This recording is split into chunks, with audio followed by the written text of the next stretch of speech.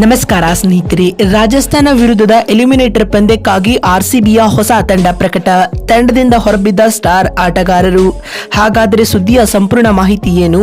ಅಷ್ಟಕ್ಕೂ ಆರ್ಆರ್ ವಿರುದ್ಧದ ಪಂದ್ಯಕ್ಕಾಗಿ ಆರ್ಸಿಬಿ ತಂಡದ ಪ್ಲೇಯಿಂಗ್ 11 ಯಾವ ರೀತಿಯಾಗಿರಲಿದೆ ಗೊತ್ತಾ? ಹೀಗೆ ಇದರೆಲ್ಲದರ ಬಗ್ಗೆ ಇವತ್ತಿನ ಈ ಒಂದು ವಿಡಿಯೋದಲ್ಲಿ ತಿಳಿಸ್ಕೊಡ್ತಾ ಹೋಗ್ತೀನಿ. ಹೀಗಾಗಿ ದಯವಿಟ್ಟು ಈ ವಿಡಿಯೋವನ್ನು ಕೊನೆವರೆಗೂ ನೋಡಿ ಸ್ನೇಹಿತರೆ.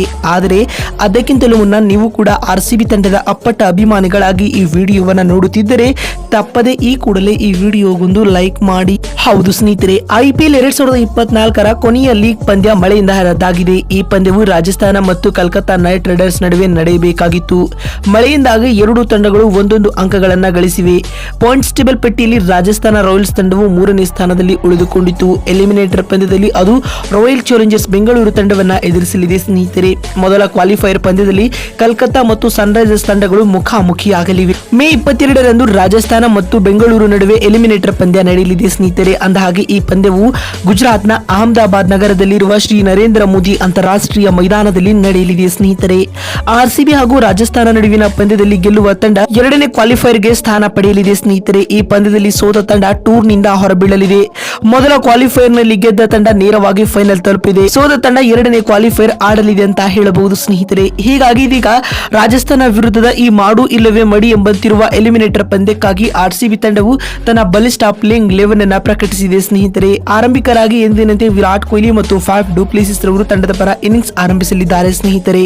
ಮತ್ತು 3ನೇ ಕ್ರಮಾಂಕದಲ್ಲಿ ರಜತ್ ಪಾಟಿದಾರ್ ರವರಿಗೆ ಅವಕಾಶ ನೀಡಲಾಗಿದೆ. ಅಂದಹಾಗೆ 4ನೇ ಕ್ರಮಾಂಕದಲ್ಲಿ ಸ್ಟಾರ್ ಆಲ್ರೌಂಡರ್ ಆಗಿರುವ ಗ್ಲೆನ್ ಮ್ಯಾಕ್ಸ್ವೆಲ್ ಕಾಣಿಸಿಕೊಳ್ಳಲಿದ್ದಾರೆ ಸ್ನೇಹಿತರೆ. ಇನ್ನು 5ನೇ ಕ್ರಮಾಂಕದಲ್ಲಿ ಇನ್ನೋರ್ವ ಸ್ಟಾರ್ ಆಲ್ರೌಂಡರ್ ಆಗಿರುವ ಕ್ಯಾಮ್ರನ್ ಗ್ರೀನ್ ಆಡಲಿದ್ದಾರೆ. ಇನ್ನು 6ನೇ ಕ್ರಮಾಂಕದಲ್ಲಿ ವಿಕೆಟ್ ಕೀಪರ್ ಕಮ್ ಬ್ಯಾಟ್ಸ್ಮನ್ ಆಗಿ ದಿನೇಶ್ ಕಾರ್ತಿಕ್ ರವರು ಆಡುವ ಸಾಧ್ಯತೆಗಳು ದಟ್ಟವಾಗಿವೆ. ಇನ್ನು 7ನೇ ಕ್ರಮಾಂಕದಲ್ಲಿ ಕರಣ್ ಶರ್ಮಾ ಸ್ಪಿನ್ನರ್ ಆಗಿ ಕಾಣಿಸಿಕೊಳ್ಳಲಿದ್ದಾರೆ. ಇನ್ನು 8ನೇ ಕ್ರಮಾಂಕದಲ್ಲಿ ಸ್ವಪ್ನಿಲ್ ಸಿಂಗ್ ರವರಿಗೆ ಅವಕಾಶ ನೀಡಲಾಗಿದೆ ಸ್ನೇಹಿತರೆ.